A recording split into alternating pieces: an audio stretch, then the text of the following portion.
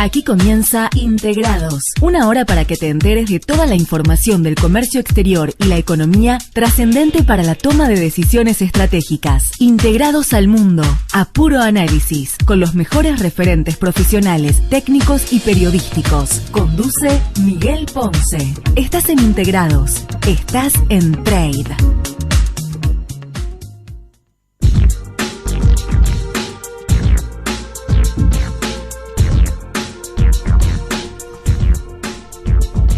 Amigos, como todos los jueves de 16 a 17 los vamos a acompañar aquí desde Integrados, obviamente por Trade, ¿no es cierto?, periodismo de carga. Hoy es un día particular, recién lo charlábamos, ¿no es cierto?, con el amigo Fernando Morales de Rumbo Verdadero, y tenemos algunas temáticas que por supuesto atraviesan, yo diría, transversalmente la problemática económica, la problemática del comercio exterior, la problemática de la actualidad. Algunas de estas problemáticas tienen que ver con los ecos, los coletazos del último discurso presidencial del Día de la Industria. Recordemos, sustitución de exportaciones, de eso se trataba.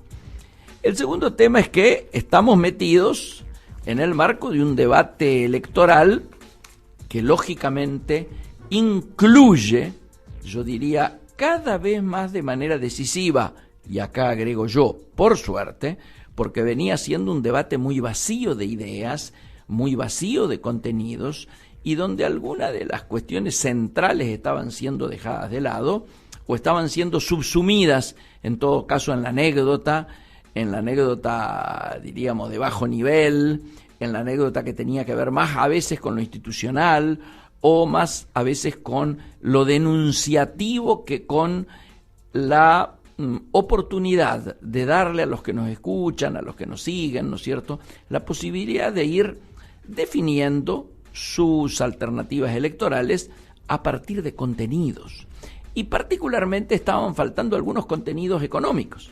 Sin embargo, en el curso de la semana ha habido algún tipo de definiciones, principalmente, vuelvo a insistir, a partir de esta definición que la propia presidenta definió como una barbaridad que tenía que ver con la sustitución de exportaciones, con algunas definiciones que tienen que ver con, a lo mejor, una de las preocupaciones centrales en el ámbito económico, en el ámbito político, en el ámbito de la cotidianeidad. Para ponerle un título, el cepo. ¿Qué es el cepo? ¿Y qué cosas habría que hacer para abrir el cepo? Y la pregunta central, ¿hay que abrir el cepo? ¿Hay que levantar el cepo? ¿O hay que ratificar el cepo como está y pensar en modificaciones más para adelante? Yo creo que se viene haciendo carne de que el cepo tiene que terminar. Y cuando decimos tiene que terminar, estamos hablando, en el caso de las divisas, en el caso cambiario, ¿no es cierto?, como uno de los elementos centrales, particularmente para la gente que en cientos de miles practica esta liturgia de transformar su salario en verde, posicionarse en esa moneda y 15, 20, 25 días después volver a vender a través del dólar puré y entonces hacer una diferencia que le permite pagar su tarjeta de crédito, le permite a lo mejor pagar el cable, depende de cómo vengan el resto de los ingresos. Estas facturas tienen importancia o dejan de tenerla, insisto, dependiendo de la posición social, prácticamente estamos hablando de quienes nos estamos refiriendo. Y en este marco aparece lo del cepo también vinculado a lo comercial. Entonces, si hoy estamos diciendo de que el cepo cambiario genera un determinado impacto, el cepo comercial, el cepo que tiene que ver con el comercio exterior, es un tema central. ¿Y qué ha pasado esta semana vinculado a esta definición? Un director del Centro de Estudios para el Comercio Exterior del siglo XXI, un amigo de este micrófono, Gabriel Rubinstein, sacó una columna en el día de ayer que generó un impacto de ida y vuelta muy grande. Digo de ida y vuelta porque generó adhesiones, lógicamente, yo diría abrumadoramente mayoritarias, pero también originó algunas reacciones de gente que lo acusaba, ¿no es cierto?, de diversos maleficios vinculados a sus propuestas. El título de la columna de ayer de Clarín, tan comentado, es Cosas que hay que hacer para abrir el cepo cambiario. Obviamente, cepo cambiario para nosotros tiene un correlato, es cepo en el comercio exterior, y tiene una consecuencia que es decir, señores, ¿qué estamos pensando que va a ocurrir a partir de mediados de año? Básicamente cuando comiencen a conocerse las alternativas más probables en términos de gabinete de quien gane las próximas PASO. Y con toda esta gente venimos hablando, tenemos información que atraviesa el espectro político nacional y seguramente cuando nos toque el momento de conectarnos con Gabriel vamos a poder disipar un conjunto de, no dudas, sino inquietudes, ideas que se nos han disparado a partir de leer el sesudo aporte de Rubinstein ayer en Clarín y que de alguna manera nos van dando un marco como para efectuar el mejor análisis posible de el cuadro de situación actual, porque esto está hecho y redactado desde el hoy que existe, no desde el que quisiéramos que fuera y mucho menos del que según algunos debiera ser. Es por eso que estamos, yo diría, tan ansiosos en poder discutir este documento y estamos tan expectantes en que podamos conseguir todas las comunicaciones que hagan posible de que los contactos sean los técnicamente más aceptados. Vamos a ir a un temita y volvemos inmediatamente con otros temas de la agenda del día de hoy.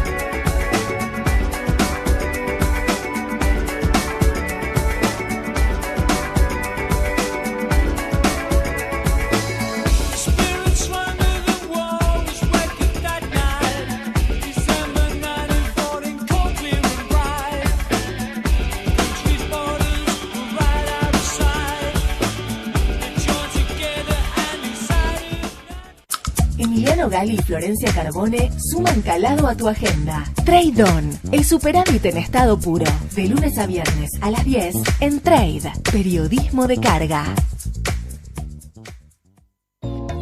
Seguimos en Integrados, el mejor análisis del comercio exterior y la economía. Hasta las 17 en Trade. Estás donde elegís estar.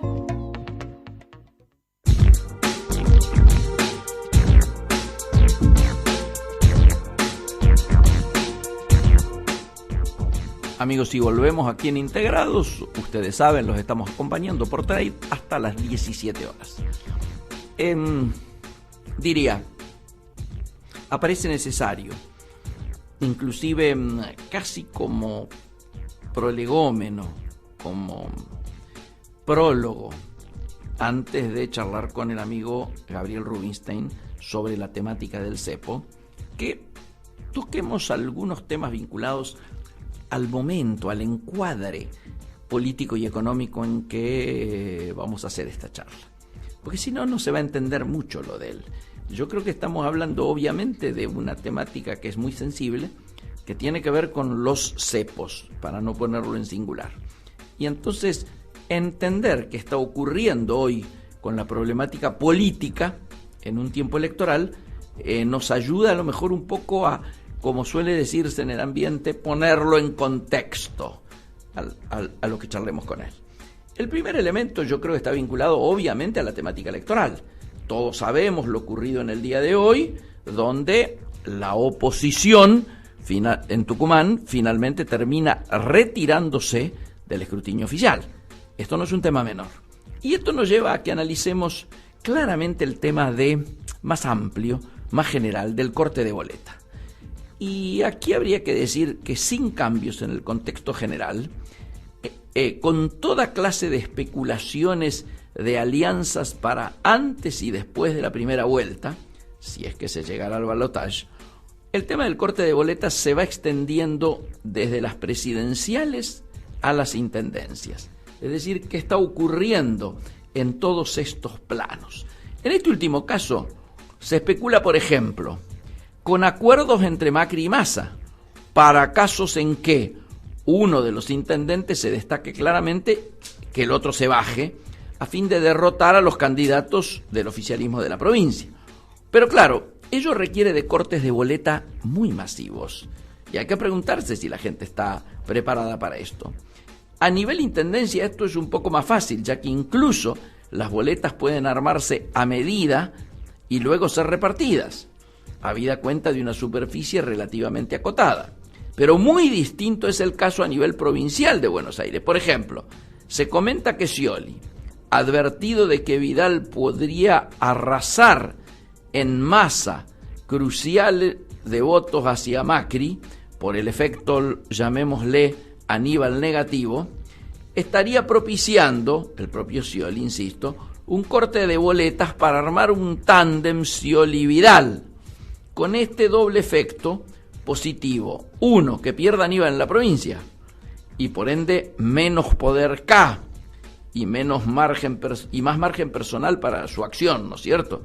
Y segundo, que Vidal no le haga perder votos, que este es el efecto principal deseado, o sea, que no le quite votos al propio Scioli. En este objetivo estaría, yo diría, muy comentado beneplácito para que haya urnas complementarias en caso de robo de boletas que faciliten el corte de boletas e incluso la lista única, y también la posible repartija clandestina o con apoyo de la iglesia e intendentes de boletas armadas para los votantes. Este es el punto en el que nos encontramos parados hoy. Esto tiene además un correlato económico, un trasfondo económico, que yo diría hoy pasa por la asociación cepo dólar elecciones. Y acá lo que hay para decir es que Macri y Massa, si mejoraran sus discursos, deberían poder capitalizar mejor que Scioli el hecho de que el tema dólar y cepo empiezan a cobrar importancia en la discusión nacional, y esto lo notamos nosotros en cada programa en lo que vamos o en cada programa en el que somos llamados. Macri debería dar tranquilidad, ¿no es cierto?, de que hará todo lo que hay que hacer para que se levante el cepo muy rápidamente, sin riesgo de devaluaciones alocadas y de crisis, con un dólar único a mitad de camino entre el oficial y el blue, y con espacios cuidando para minimizar el impacto en el salario real. El tema sería obligar a Scioli a un discurso, yo diría, incómodo, que podríamos expresar de la siguiente manera: estaría bueno levantar el cepo, pero la situación es tan delicada que deberíamos hacerlo muy gradualmente. Este es el deseo de Macri de que Massa explicite una participación de esta naturaleza. Las reservas. Aunque menos dólares estamos, ¿no es cierto?, y más yuanes, este es el encuadre que aparece como principal hoy en el Banco Central. Yo diría, una semana a semana están cayendo los dólares de las reservas, hoy estaríamos en una caída de 1.500 en el último mes, y subiendo los yuanes, contables por cifras similares, no está nada claro que el contrato de los swaps habilite a transformar esos yuanes en dólares. Tampoco si pueden usarse directamente para compras en China, que dejarían de pagarse en dólares, lo que haría posible más uso de dólares por parte del Banco Central unilateralmente. Podría ser que sí, pero China, pudiendo pagar soja y otros productos con yuanes y no con dólares, en fin, este no es un tema tan importante ahora, pero sin el cepo sí va a ser importante, porque hay que ver que el real tiene un poder de fuego, ¿no es cierto?, en el BCRA en caso de corridas. Esto hay que mirar bien claramente qué puede hacer el Banco Central, ¿no es cierto?, en términos de poder real de fuego en caso de que hubiese algún tipo de corridas. Nos parece importante señalar estos hechos porque de alguna manera tienen que ver con el enmarque de la situación económica que nosotros estamos planteando como para desenvolverla en lo que va a ser la entrevista principal de la tarde de hoy. Vamos ya a un intervalo y volvemos. Seguimos en Integrados, el mejor análisis del comercio exterior y la economía. Hasta las 17 en Trade. Estás donde elegís estar.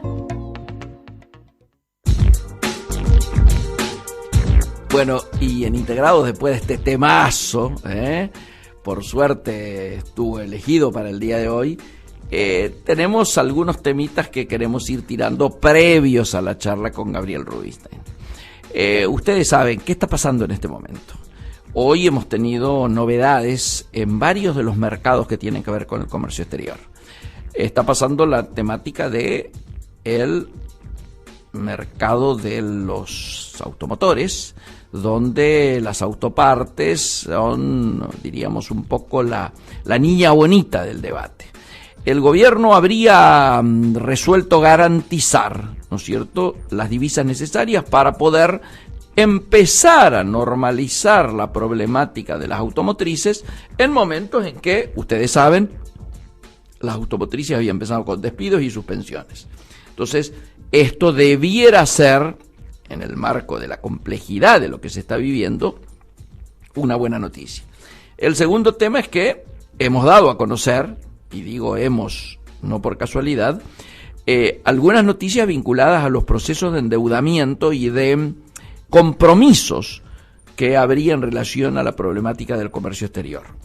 Una, ha crecido el monto adeudado a proveedoras del exterior que se encuentra demorado en su pago en el Banco Central. Y hoy ya estamos hablando de entre 9.000 y más cerca de 9.500 millones de dólares sobre esta temática. Ustedes saben, ranking de importancia del endeudamiento, automotrices, Tierra del Fuego, resto de los mercados. Pero además se ha conocido, y también podemos decir lo que nos involucra personalmente, algunos datos vinculados a las de JAI que están demoradas, las declaraciones juradas anticipadas de importación que están demoradas en la Secretaría, más las que están demoradas porque no se han presentado, precisamente porque muchas de ellas pertenecen a las empresas que todavía tienen demoradas declaraciones juradas. Y como ustedes recordarán, hemos dado algún tipo de instrucción o sugerencia a las empresas del sector para que no vuelvan a presentar pedidos de declaraciones juradas anticipadas si no tienen resueltas sus declaraciones juradas anteriores. Y esto también llevó a que se piense que una cifra de unos 6.000 millones de dólares que abarcaban estos rubros hacia mediados del mes pasado haya subido a entre 7.000 y 7.500 millones más. Entonces, hoy estaríamos alrededor de esas cifras, y esto no es un tema menor porque genera presiones explícitas sobre el mercado, yo diría, de cambio cotidiano, y particularmente después de las 4 de la tarde sobre los mercados reales en términos de comercio exterior. Por lo tanto, no es un tema menor, es un tema importante, Y es un tema que tiene que ver precisamente con estas expectativas a las que hablábamos recién cuando hacíamos referencia a los horizontes que se esperan en términos económicos y en términos comerciales. Hay otra novedad vinculada al tema, que es que en el día de hoy se ha conocido dos definiciones vinculadas al contado con liqui versus el MULC. Primer asunto, ustedes saben, le costó la cabeza al amigo Fábrega, al presidente del Banco Central. El comercio exterior trabaja formalmente y bajo la ley en términos de lo que es el mercado único libre de cambios, el famoso MULC, y trabaja por lo tanto a dólar oficial. Ahora, cuando las restricciones a las divisas son las que son, cuando las dificultades se manifiestan de la manera en que se manifiestan, cuando las insinuaciones para que, entre comillas, de banco a banco, de banco central, digo a banco privado, cada mañana son no me jodas, quiere traducirse en no me pidas más divisas, arreglate con las de tus liquidadores, hay gente que sigue liquidando cosecha, obviamente, y entonces te dejan vender ese número que implica que has generado reservas como para sostener egresos de la envergadura de los que estamos hablando. Entonces, en ese marco hay una situación en la cual, bueno, todo el mundo mira con atención las formas de evolución del comercio exterior, todo el mundo mira con mucha preocupación esto que venimos refiriendo de, llamémosle, el nuevo cupo, por así decirlo, en el marco global del cepo del comercio exterior. Y muchos amigos se largaron entonces ¿a qué? A anotarse en el contado con liqui. Hoy ha habido una resolución por la cual máximas en autoridades de la justicia argentina se han pronunciado a favor del contado con liqui en una causa que involucraba ni más ni menos que al BBV, es decir, el banco francés. Este hecho generó que se conociera que muchísimos operadores, muchísimos, una más importante de operadores del comercio exterior, que por supuesto no son la mayoría, son una parte importante por los volúmenes que maneja, aunque no por la cantidad. Si hoy hay hablamos de que hay de más de 6.000 exportadores registrados en la Argentina, acá estamos hablando de una masa crítica de 14 operadores más, digo absolutamente despreciable el número, pero que está marcando una tendencia. ¿Qué hace esta gente nueva? Esta gente nueva lo que ha resuelto es trabajar a través del contado con liqui. ¿Cuándo? En momentos en que la justicia argentina acaba de decir que el manejo a través del contado con liqui es absolutamente legal, que está absolutamente reconocido. Hecho que a nosotros no nos sorprende, pero al gran público que en algún momento compró ciertos, yo diría, posiciones de amenaza o de poder por parte de funcionarios oficiales, hoy hace mirar con expectativa esta situación. Nadie, insisto, está planteando aperturas indiscriminadas, nadie está planteando alejarnos, dar un giro de 180 grados en la actual política. Sí estamos pensando que todo el mundo debiera acompañar un anhelo creciente, que es el anhelo de rectificar lo rectificable y profundizar todo aquello que sea rescatable en los marcos de una política económica que nos involucre a todos. Vamos al temita musical y volvemos con la entrevista de la tarde de hoy. Trade, espacio publicitario. Para los que saben que un 40 pies no es una hormiga exótica del Amazonas. Para los que saben que un apórtico no abre la puerta a algún lugar. Para los que saben que un Panamax no es un nuevo televisor gigante. Megatrade. La otra cara del comercio exterior. Los lunes a las 16 con la conducción de Darío Kogan. Trade. Estás donde elegís estar. Su negocio necesita moverse. Nosotros lo conectamos al mundo. APM Terminals, una terminal al servicio de sus clientes. www.apmterminals.com. Activa es ser una provincia comprometida en el desarrollo portuario. Por eso, en el Puerto La Plata realizamos la obra de infraestructura más importante de los últimos 100 años. Sí, la nueva terminal de contenedores ya es una realidad, tan real como el futuro que vos deseás. Puerto La Plata, Gobernación Daniel Scioli. Según algunas fuentes, la idea original surgió mientras se estaba desarrollando un servicio de radio online, una red que permite enviar mensajes de texto plano de corta longitud llamados tweets. Un mundo en el que podés expresarte y contarnos qué opinás. Somos @Trade Radio FM. Trade. Periodismo de carga.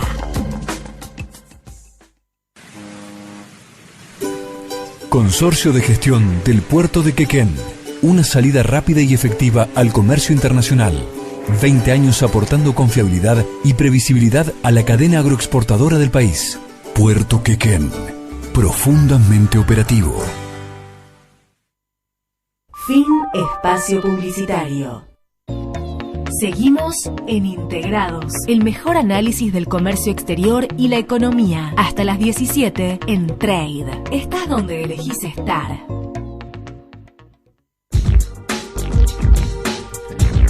Y aquí en Integrados, tal cual lo teníamos adelantado a través de las redes sociales, la entrevista del día, que obviamente, como ustedes saben, es Gabriel Rubinstein, ex representante alterno del Banco Central de la República Argentina durante el Ministerio de la Baña y titular de Gabriel Rubinstein y Asociado, obviamente director del Centro de Estudios del Comercio Exterior del siglo XXI, y que ha publicado, como ustedes lo saben y lo adelantamos esta semana, una columna, yo diría, absolutamente estratégica, que tiene que ver con las cosas que hay que hacer para abrir el cepo cambiario.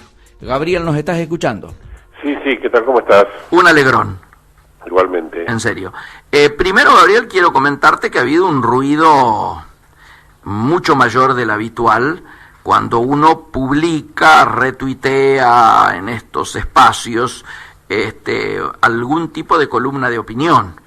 Y esto ha generado respuestas lógicamente muy positivas y de mucha adhesión, pero también ha generado respuestas de que no se animan a pegar, pero sí a preguntar insidiosamente. Me interesa primero... Más los trolls. Correctísimo. No quise hacer referencia a eso, sino a los que ponen la cara más directamente. No, Gabriel, me interesaba por si algún distraído de los que nos está escuchando no ha leído tu columna. Obviamente en el ambiente ha sido masticada, yo diría, en detenimiento. Me gustaría que hagas un resumen antes de que yo vaya a las preguntas. Adelante. Bueno, yo diría, como resumen es, hay que abrir el cepo y se puede abrirlo rápidamente en la medida que se hagan una serie de cosas, que en esencia sí estamos en un mix de cierto grado de devaluación y de conseguir dólares o hacer todo lo que hay que hacer para llegar a conseguir los dólares que se necesiten, de manera que cuando se abra el cepo no haya un riesgo alto de corridas, y si hay algunas corridas para testear las puedas capear de una buena manera, y el dólar entonces no se te vaya al demonio, sino que vaya a un valor deseado, un valor considerado aceptable, que dadas las circunstancias actuales del mundo es más alto de lo que hasta hace poco tiempo podía llegar a ser. Así es. Y entonces, bueno, ahí se recorre una cantidad de gestiones y medidas que hay que hacer para justamente ir obteniendo una masa crítica, 15, 20 mil millones de dólares, que es lo que estimo que habría que tener para poder abrir el cepo sin riesgos, ¿no? Eso es un poco la idea, abrir el cepo sin riesgos de que se vaya el dólar al demonio o de que tengas que volver a meter de una otra manera algún cepo porque las cosas salieron mal. Y bueno, tenés que negociar con los holdouts, tenés que ir al Fondo Monetario seguramente porque te conviene, o sea, por un lado tener que decirle que venga a hacer el artículo 4, o sea, la revisión anual la revisión periódica de la economía argentina, tenés que remover la cúpula del INDEC y poner una cúpula muy creíble, tenés que empezar a bajar el déficit fiscal, que no es un ajuste negativo, sino es un ajuste que va a terminar siendo positivo, porque es cambiar lo que se llama el impuesto inflacionario por bajando impuestos en ese sentido y bajando gastos, para que la situación fiscal te posibilite tener una inflación más baja. Y bueno, y todo esto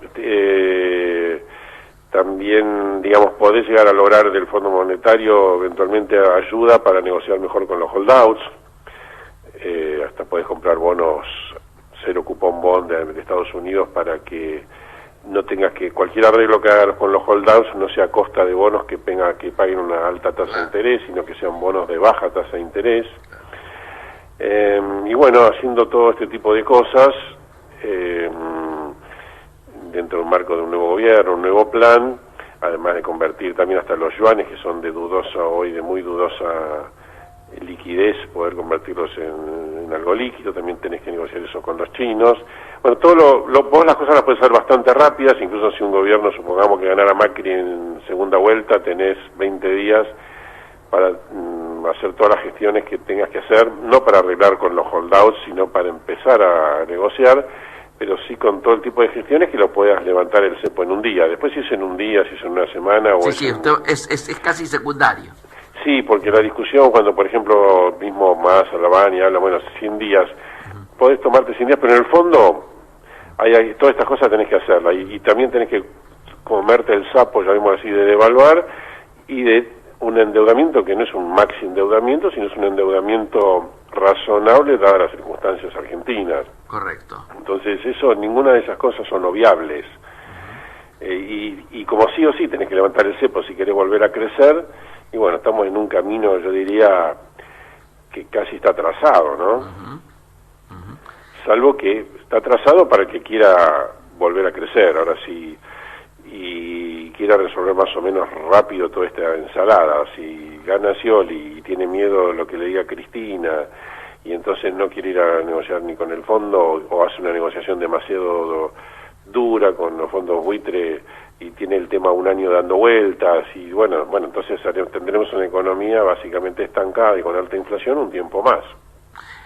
Me parece muy muy sensato tu aporte. Ahora, digamos, mirando lo que vos estás viendo que está ocurriendo hoy en Brasil, lo que está ocurriendo en China, alguna otra, diríamos, situación de turbulencia en el mercado internacional que tiene que ver con la baja de los commodities, etcétera, etcétera, etcétera.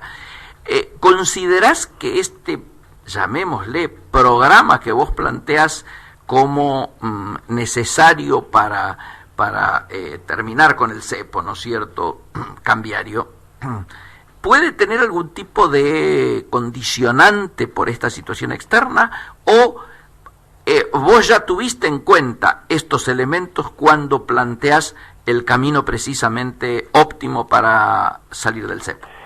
Y sí, cuando estamos hablando, yo estoy poniendo como un ejemplo, pero me parece que no nos vamos a alejar mucho de eso, de un dólar a 13.50, a lo mejor 2 meses antes pensaba que podía ser 11.50, pero ahora todo se empeoró, todo fue para mal.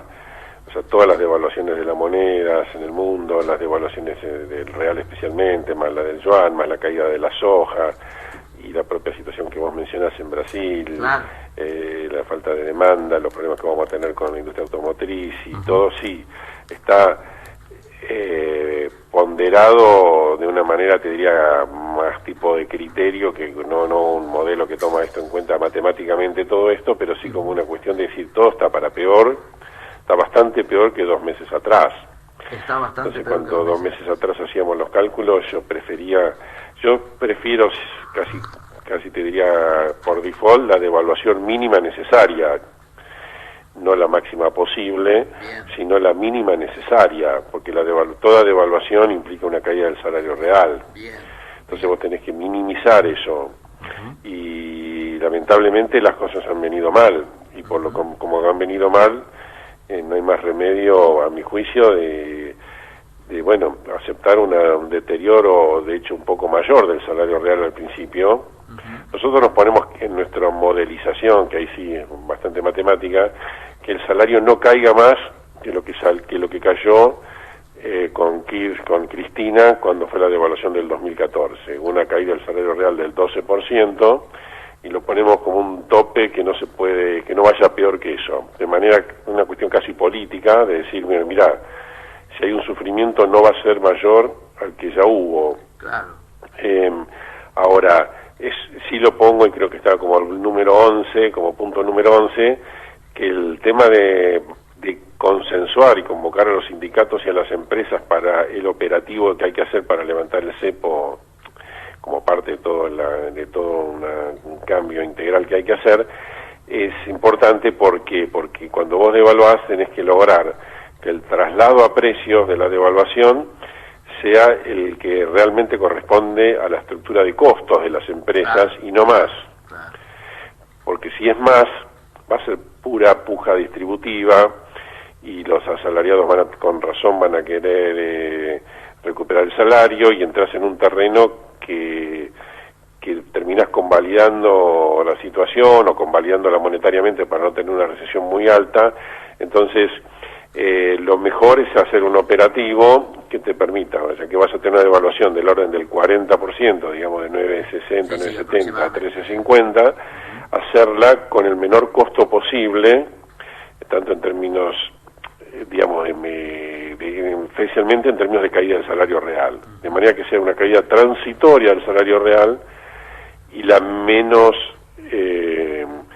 menor posible. Para eso necesitas que el traslado a precios de la devaluación sea el mínimo necesario. Obviamente, si alguien tiene un componente importado, va a tener que ajustarlo y no lo vas a obturar de que eso ocurra. Sí, tenés que lograr que eso ocurra, pero no que se tomen márgenes por las dudas. Por eso, cuando vos devaluás, tenés que estar seguro que es una devaluación donde básicamente a partir de ahí hay bastante estabilidad cambiaria. No es que lo fijás en 13.50 como si fuera un dólar convertible, pero sí que no vas a tener necesidad de hacer ningún ajuste adicional y de defender ese tipo de cambios. Si tenés corridas cambiarias, yo por ahí ponía una banda entre 13 y 14, a 14 vendés todo lo necesario, de manera que el mercado sepa que comprar dólares no es buen negocio y que el Banco Central efectivamente te va a vender todo lo necesario para mantener el tipo de cambio. Bueno, eso se hizo en Argentina varias veces, con el plano austral, con la convertibilidad, con otros ajustes que salieron bien, por lo menos durante una X etapa. En el convertibilidad fueron varios años, en el plano austral fue más corto por otros problemas, pero donde vos haces un plan integral económico que no es solo de estabilidad en este caso, sino que es para volver a crecer, porque Argentina hace 4 años que no crece. Entonces es un plan para bajar la inflación, para retornar al crecimiento y reequilibrar la macroeconomía argentina, justamente para superar los desequilibrios acumulados. Y bueno, hacerlo requiere, especialmente porque venís en un régimen de alta inflación, de poca credibilidad del Estado en todo el manejo macroeconómico, requeriría juntar a las principales empresas del país y a los sindicatos para ayudar a que esa devaluación sea exitosa y no sea el inicio de una escalada alcista de precios y salarios con resultados negativos, ¿no? Total de acuerdo. Ahora, en este marco de lo que vos estás relatando con tanta, yo diría, autoridad, vos tenés que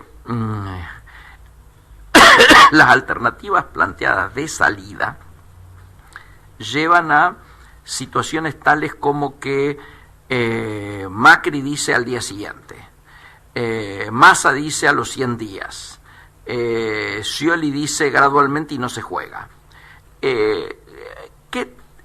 Esto que vos venís planteando, este programa que apareció publicado, ¿encaja más en cuál de las 3 alternativas? Y yo te diría, encaja más en la de Macri, a priori, porque parece el más convencido de hacerlo rápido. Ahora, a veces está esta puja que no debería estar mucho, ¿no? Sí. Porque cuando Massa critica a Macri, no, lo que dice Macri es una barbaridad, ¿cómo se va a levantar tan rápido? Ahora, si en el fondo los dos van a hacer lo mismo para levantarlo, Claro. bueno, suponete que Macri diga, no, pero yo, porque también hay un tema del huevo y la gallina, pero suponete, vos levantás el cepo al primer día y te llamás al Fondo Monetario que vengan a hacer el artículo 4, te sentás a negociar con los holdouts y haces 3 o 4 cosas de esa naturaleza, al día siguiente tenés capitales privados que se animan a vender porque ya es un dólar único, entonces te ayudan al programa. Sí, sí, sí. Ahora, hay una cierta delicadeza que tenés que hacer, no, yo lo diría a Macri si ganara, que no lo haga el primer día si no está dispuesto a hacer todas estas movidas que mencionábamos recién, porque si vas a hacer todas esas cosas muy gradualmente, entonces no levantes el cepo el primer día, levantalo al día 30, 60, 90, 100 o lo que sea necesario, lo que te demande hacer todas estas cosas. Pero todas estas cosas que estamos mencionando se pueden hacer muy rápidas. Sí, sí.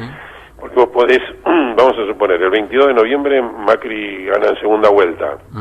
El 23 de noviembre su ministro de Economía o su grupo de Economía va a Estados Unidos a hablar a Washington, a hablar con las autoridades del fondo, va a otra comitiva a hablar con las autoridades chinas, otra si creo que vaya a Rusia, otra que vaya al Banco Asiático, Banco Mundial, al JP Morgan, a esto banco, al otro, y se la pasan conversando para ver efectivamente cómo va a tener un plan, lo que piensa hacer y los dólares que está queriendo. Yo creo que el Fondo Monetario es un buen actor, por más que las tasas de interés están bajas en el mundo y podés tener fondos bajos en distintas áreas, me parece que el mundo financiero va a querer un poco el aval del Fondo Monetario, y además que el Fondo Monetario te puede llegar a prestar bastante cantidad de dinero en corto plazo, visto que vos vas a hacer las cosas que el fondo te pediría porque lo haces por tu propia conveniencia, porque el fondo te va a decir, bueno, yo te presto, pero vos vas a bajar el déficit. Sí, claro que lo voy a bajar, si es mi convicción bajarlo, si es un déficit insostenible. Seguro. Entonces voy a decir, pero ¿y vos vas a tener estadísticas confiables? O por supuesto, voy a remover la cúpula del INDEC y voy a hacer todo lo necesario para que las estadísticas sean confiables. Claro. Vas a negociar con los holdouts desde ya. Vamos a buscar el mejor negociación posible. Es más, decís, Fondo Monetario, vos que simpatizaste con la posición argentina, porque sabés que los fondos buitres hacen mucho daño al sistema financiero global, ¿no me ayudás a completar una negociación rápida, que sea la menos costosa posible para Argentina en este caso? Y yo creo que puede llegar a tener éxito en eso. Sí, claro. Entonces, como son coincidentes los intereses, entonces yo creo que hoy sería una buena medida ir al fondo. Lo que pasa es que Macri lo haría, creo, con mucha más convicción que Scioli, porque Scioli antes de mover al fondo debe estar pensando que eso desata una guerra interna con la Cámpora, con Cristina, con Zanini, con todo, y lo va a pensar 25 veces. En cambio, yo creo que Macri lo va a pensar un rato y se va a dar cuenta, si es que no se dio cuenta hasta ahora, que creo que sí, que le conviene totalmente, y que es una cuestión, una barrera ideológica que no tiene por qué, digamos, atarse. De hecho, bueno, yo personalmente estuve en muchas negociaciones con el fondo cuando estaba con Labaña y estaba con Kirchner, y Kirchner se logró un acuerdo que en ese momento de tanta complejidad, que Argentina estaba orgullosa, Labaña estaba orgulloso, Kirchner estaba orgulloso del acuerdo logrado con el fondo, así que es digamos, una especie de mito que no se puede lograr con el fondo un acuerdo ventajoso. En las actuales condiciones yo creo que se puede lograr un acuerdo muy ventajoso. Sí, sin duda. Pero bueno, pero a veces está la idea que si vas al fondo parece que... Mala palabra. Te bajara, viste, los pantalones, los calzoncillos, todo, y eso es una visión miope, una visión... antigua. Digamos, para no sé, viste, tergiversada, exagerada, para la usarla para el relato. No es la realidad. Para usarla para el relato. Concretamente. Sí, para la gilada te diría, no es la realidad. Sí. Ahora, evidentemente, esto que vos tenías pensado, lo pensaste, semanas anteriores, seguramente lo has venido puliendo hasta que se publica, ¿no es cierto? Todos tenemos alguna experiencia de cómo es estas publicaciones en Clarín, y habitualmente no mandás un día y sale el día siguiente, habitualmente hay como 2 o 3 días en el medio. ¿Qué ocurrió en ese marco? En ese marco la situación de Brasil se empeora fuertemente.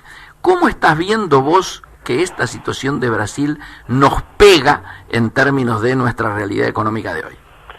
En parte, yo diría que en buena parte se venía descontando. De hecho, si te fijas, el riesgo Brasil, Sí. que debería haber subido mucho, no subió mucho, subió poquito. Ujú.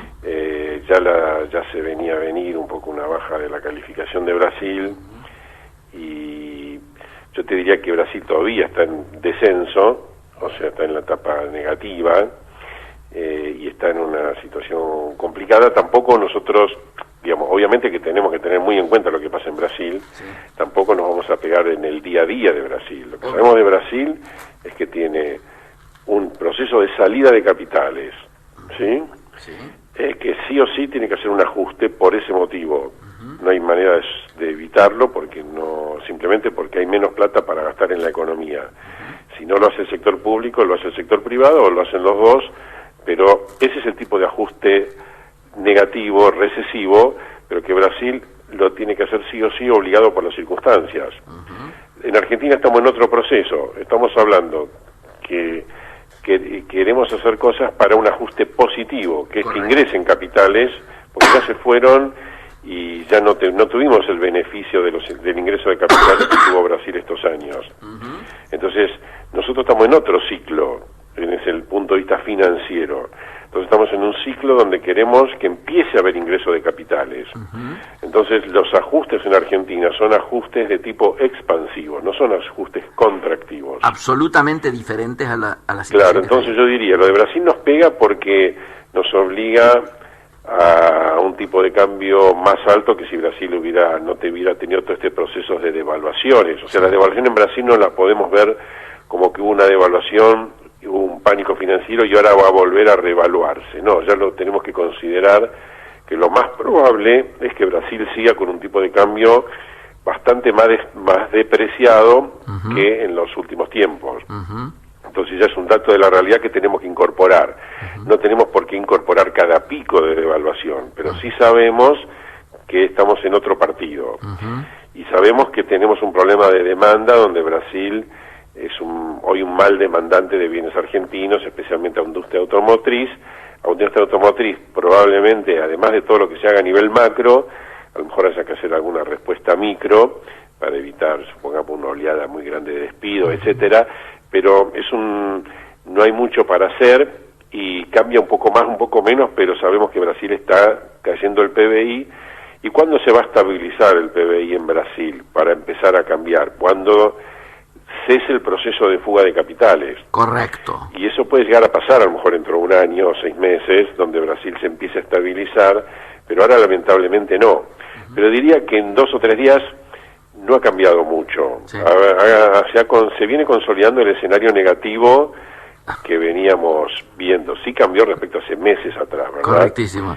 Pero ya te diría que en este momento los cambios en Brasil son más marginales. Así es, así es. Te saco de lo económico y de la macro que bien venías analizando en esta temática.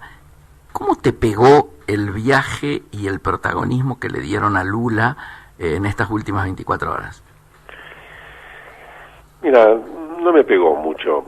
Es como que creo que también en este momento Lula y el PT. Dilma, el PT y todo, no es lo mismo que era hace un año atrás. Por supuesto, Están a tan eso me refiero. tan golpeados, que el hecho que Lula diga cincho por Scioli, yo no creo que mueva mucho la aguja en ningún sentido. No, claro.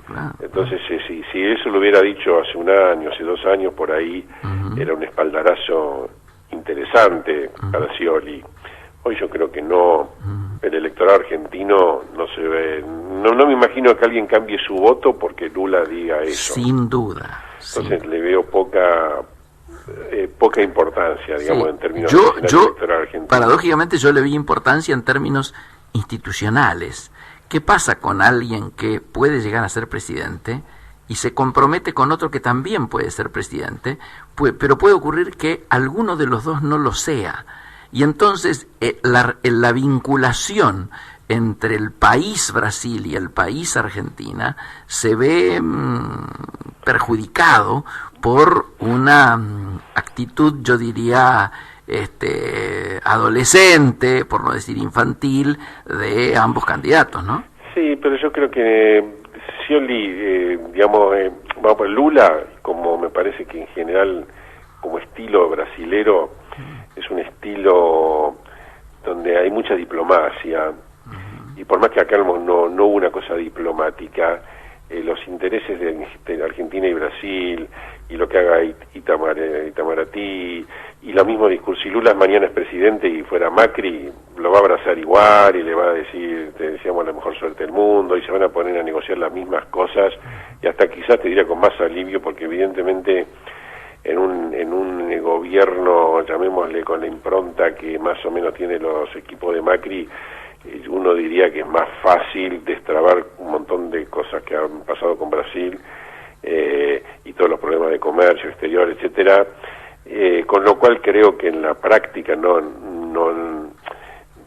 va a cambiar nada. O sea, la política de Brasil, si gana, ellos son muy pragmáticos, sumamente pragmáticos, y si gana Macri es Macri, si gana Scioli es Scioli, y el espaldarazo actual, bueno, tendrá una componente política que a lo mejor podían haberla dicho o no, pero no va a condicionar futuras acciones del gobierno brasilero en caso que ganara Macri. Total de acuerdo. Yo creo que eso no va a suceder. Gabriel, por último, te saco de la temática de la columna y de esta acotación política y te llevo a tu, diríamos, habitual rol de columnista semanal o de observador semanal de la situación económica y política.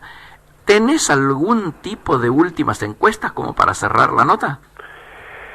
Bueno, las encuestas políticas están estabilizadas, ahora hay nuevas de estos días, a ver cuál es el efecto Niembro, no, si baja un punto Macri, no, bueno, habrá que ver un poco. Sí.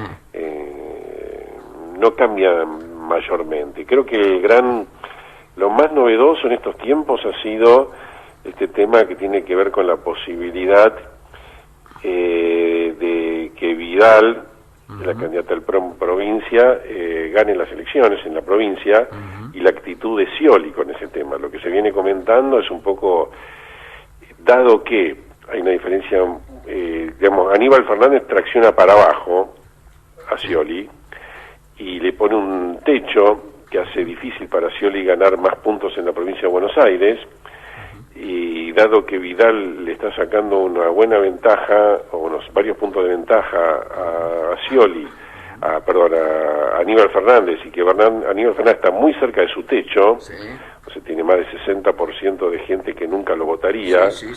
Y algunos dicen que eso es creciente, inclusive. ¿Cómo? Algunos dicen que eso es creciente, inclusive. Claro, pero hace que dado que es un hecho y va a ser muy difícil de revertir, digamos, Scioli hoy, aunque quisiera, que creo que no quiere, pero aunque quisiera, no puede hacer propaganda por Aníbal, está muy instalada ya la imagen negativa de Aníbal, entonces muchos que están diciendo que Scioli puede llegar a inducir él mismo un corte de boleta, de manera de decirle a la gente, bueno, vos ya estás decidido a votar a Vidal, bueno, votá a Vidal, pero votame a mi presidente. Bien, buenísimo, o sea, vamos al corte. Vamos al corte, pero un corte ya aceptado como tal, y me imagino que hasta pueden preparar decenas de miles de sobres con la boleta Scioli-Vidal para satisfacer a toda la gente que está más segura de votar a Vidal, pero no está tan segura si vota a Macri o a Scioli o a Massa. Entonces es un movimiento, digamos, que puede llegar a ser de alguna significación.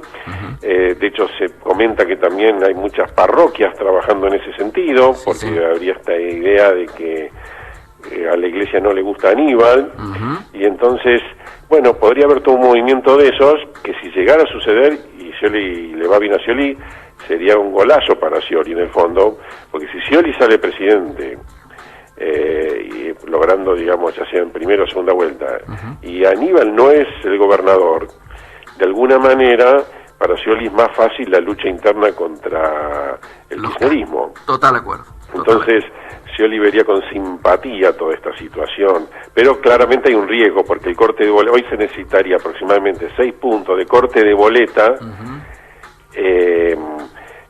digamos, para Macri necesitaría 6 puntos de corte de boleta, ¿verdad? Para que no arrastrar, para que Scioli no arrastre en la presidencial a Aníbal. Entonces, diríamos que el corte boleta tan grande para un candidato oficialista nunca ocurrió con de Narváez y Alfonsín, pero eran candidato opositor y era más visible el tema. Hoy, digamos, es un tema complejo el de la provincia de Buenos Aires, pero vemos todos estos intereses cruzados, donde a lo mejor el corte de boleta, que uno diría, uy, qué bárbaro, un corte de boleta, y eso lo favorece mucho a Macri, por ahí no lo termina favoreciendo tanto, sino que favorece a Vidal y no arrastra tanto para Macri como a lo mejor Macri cree.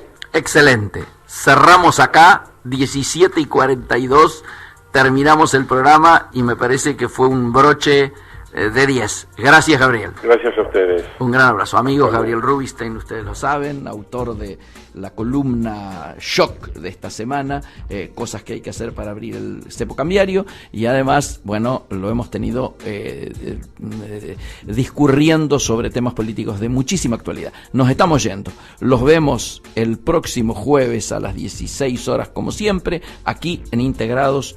Buena semana. Chao. Esto fue Integrados.